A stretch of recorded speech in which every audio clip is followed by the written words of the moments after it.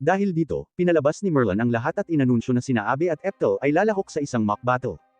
Ang layunin ng labanan ay upang matukoy kung sino sa kanila ang kakatawan sa klase sa darating na kompetisyon sa pagitan ng mga klase. Gayunpaman, may isang mahalagang tuntunin. Ang mahika ay ganap na ipinagbabawal sa panahon ng paligsahan.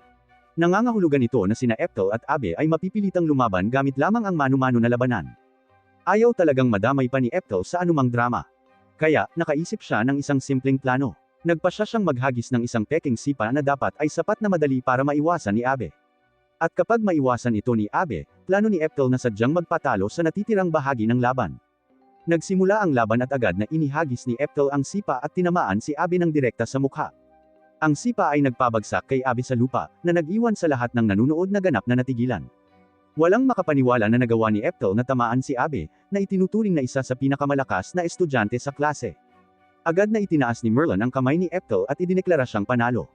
Hindi pa rin makapaniwala ang ibang mga estudyante sa kanilang nasaksihan. Nagsimula silang mag-isip ng sarili nilang paliwanag, iniisip na maaaring palihim na sinusubukan ni Merlin na baguhin ang kurikulum ng paaralan para sa mahiwagang eskrimidor. Naalala nilang narinig nila na ang mga tao ay likas na mahusay sa pisikal na pakikipaglaban. Kaya, ipinapalagay nila na si Eptel ay isang napakagaling na eskrimidor. Sa kanilang isipan, ito ang dahilan kung bakit binibigyan siya ni Merlin ng napakaraming espesyal na pagtrato. Napagtanto ni Eptel na ang hindi pagkakaunawaang ito ay maaaring makatulong sa kanya.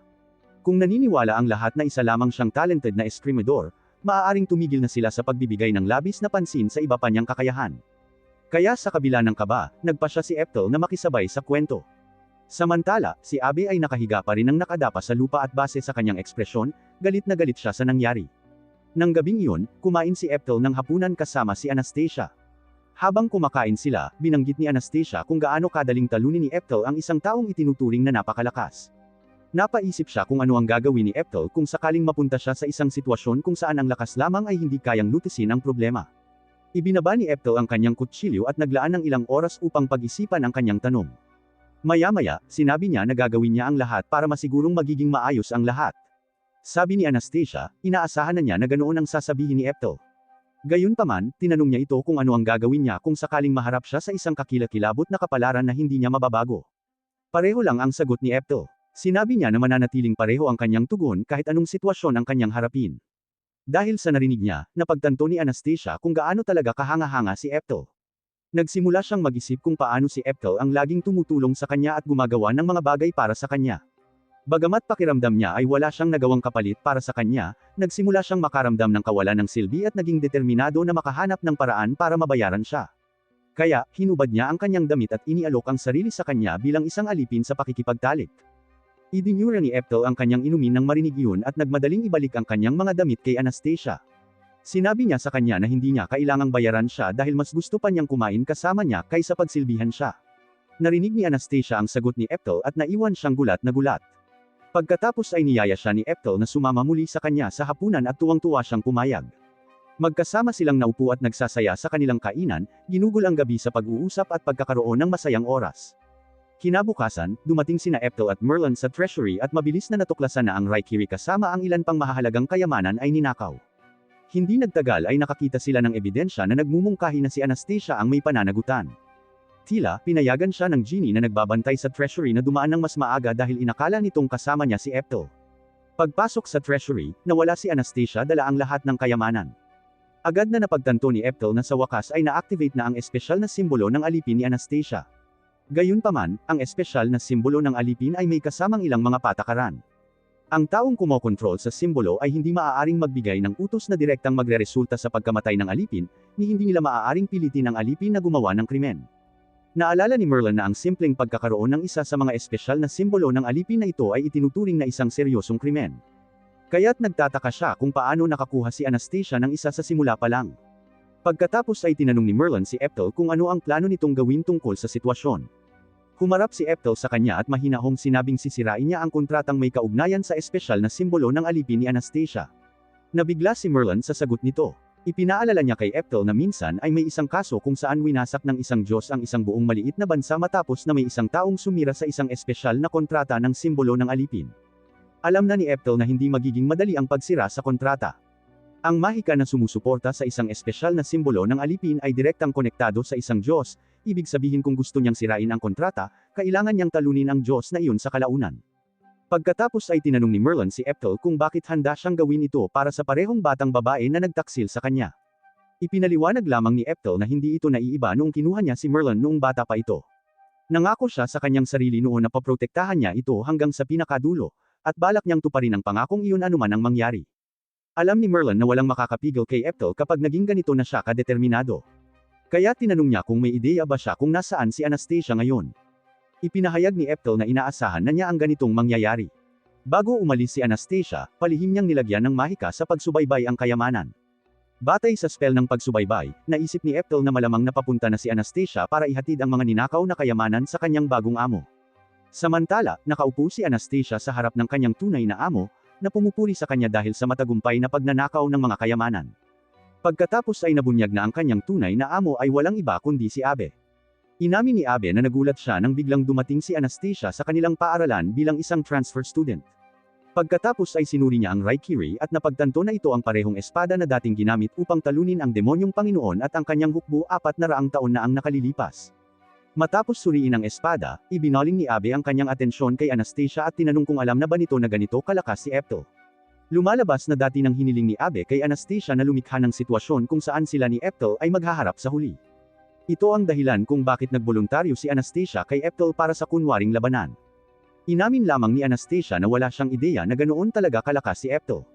Pagkatapos, tinanong ni Anastasia si Abe kung nangangahulugan ba talaga ito na ang huling pagkakataon na kailangan niyang gawin ang maruming gawain ito para sa kanya. Sumang-ayon si Abe at kinumpirma na ito na ang huling pagkakataon. Gayunpaman, itinuro ni Abe na ang pagbasag sa espesyal na simbolo ng mga alipin ay hindi magiging madali dahil ito ay isang sumpa na inilagay sa buong angkan ni Anastasia para sa krimen ng pagpatay sa kanilang mga kapwa-demonyo. Ang sumpa ay idinisenyo upang magpatuloy mula sa isang henerasyon hanggang sa susunod. Kung sakaling magkaroon ng anak si Anastasia, ang responsibilidad ay ipapasa sa batang iyon at ang siklo ay magpapatuloy magpakailanman. Pagkatapos umalis si Abe, bumalik si Anastasia sa kanyang silid. Hindi niya maiwasang makaramdam ng pagkasuklam sa kanyang sarili dahil sa pagtataksil kay Eptel. Kasabay nito, bahagyang nakaramdam siya ng ginhawa dahil naniniwala siyang tapos na ang lahat. Pagkatapos ay sinimulan niyang isipin ang kanyang nakatatandang kapatid na babae, si Tatiana. Noong bata pa si Anastasia, paminsan-minsan ay bumabalik si Tatiana sa kanilang tahanan na may dalang pera upang makatulong sa kanila. Gayunpaman, hindi palaging nagkakasundo ang magkapatid. Madalas silang magtalo at magsigawan, at kalaunan ay nakumbinsi si Anastasia na kinasusuklaman siya ni Tatiana. Isang araw, muling nakipagtalo si Anastasia kay Tatiana. Sa init ng sandali, sinigawan niya ang kanyang kapatid, at sinabi rito kung gaano niya ito kinasusuklaman. Ngunit sa pagkakataong ito, hindi na tumutol si Tatiana. Tumalikod na lang siya, naglakad palayo, at nilisan ang kanilang tahanan. Sa sandaling makita ni Anastasia na umalis ang kanyang kapatid, nagsimula siyang umiyak. Agad niyang pinagsisihan ang kanyang sinabi at hiniling na bawiin ang mga salitang iyon. Pagkalipas ng halos isang taon, isang karwahe ang dumating sa kanilang tahanan. Ngunit sa halip na bumalik si Tatiana ng buhay, inihulog ng karwahe ang kanyang bangkay sa lupa.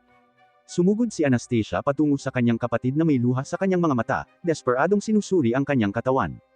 Kahit na malinaw na patay na si Tatiana, habang iniiyakan ni Anastasia ang kanyang kapatid, isang gintong singsing ang biglang nabuo sa kanyang kamay. Agad na naunawaan ng batang si Abe at ng kanyang ama ang ibig sabihin nito. Si Anastasia na ngayon ang susunod na magmamana ng sumpa ng pamilya. Agad na yumuko ang ama ni Anastasia sa harap ng mga maharlika at nagmakaawa sa kanila na payagan si Anastasia na maglingkod kapalit ni Tatiana.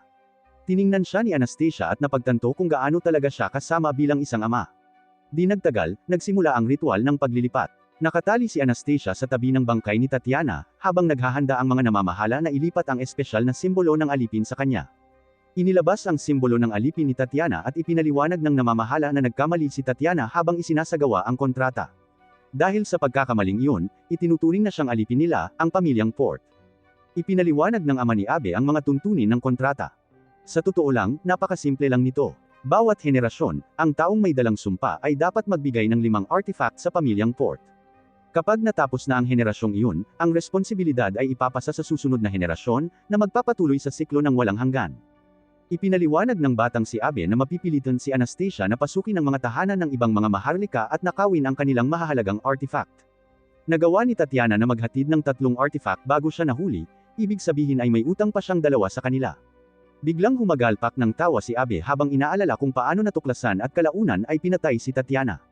Nang marinig ito, nagsimulang umiyak si Anastasia. Sa wakas ay napagtanto niya na ang kanyang kapatid na babae ay pinatay dahil lamang sa hindi niya pagtupad sa kontrata. At ngayon, ang parehong malupit na kapalaran ay naipasa sa kanya. Nagsimula ang ritual ilang sandali pagkatapos. At habang nagaganap ito, sa wakas ay nalaman ni Anastasia ang katotohanan tungkol sa nakaraan ng kanyang pamilya. 300 taon na ang nakalilipas, sinubukan ng kanyang mga ninuno na pagnakawan ang angkan ng port, ngunit sila ay natalo. Bilang parusa, napilitan ang kanilang buong angkan na magdala ng isang espesyal na simbolo ng alipin sa natitirang panahon. Napagtanto ni Anastasia na alam na ni Tatiana ang lahat. Sa kabila ng pagkaalam sa kakilakilabot na kapalaran na naghihintay sa kanya, pinili ni Tatiana na pasanin ang pasanin ng mag-isa. Sa wakas ay naunawaan ni Anastasia kung bakit palaging tinatrato siya ni Tatiana sa paraang ginawa niya. Sinadya ni Tatiana na kamuhian siya ni Anastasia upang kapag siya ay nahuli at pinatay, hindi na gaanong masaktan si Anastasia. Sa oras na matapos ang ritual, ang simbolo ng alipin ay nailipat na sa katawan ni Anastasia. Napagtanto niya kung gaano siya katanga sa pagtrato sa kanyang kapatid ng labi sa loob ng mga taon na iyon nang hindi alam ang pinagdadaanan niya. Lahat ng mga pagtatalo at malulupit na salita ay biglang naging walang kabuluhan para sa kanya. Ngayon, sa kasalukuyan, isang pakiramdam ng ginhawa ang bumalot sa mukha ni Anastasia nang mapagtanto niyang sa wakas ay tapos na ang ritual. Ngunit ang ginhawang iyon ay hindi nagtagal. Biglang pumasok si Abe sa silid at sinabi kay Anastasia na inaasahan na siyang magbigay ng 5 artifact para sa kanya. Ibig sabihin, mayroon pa siyang 3 artifact na dapat nakawin.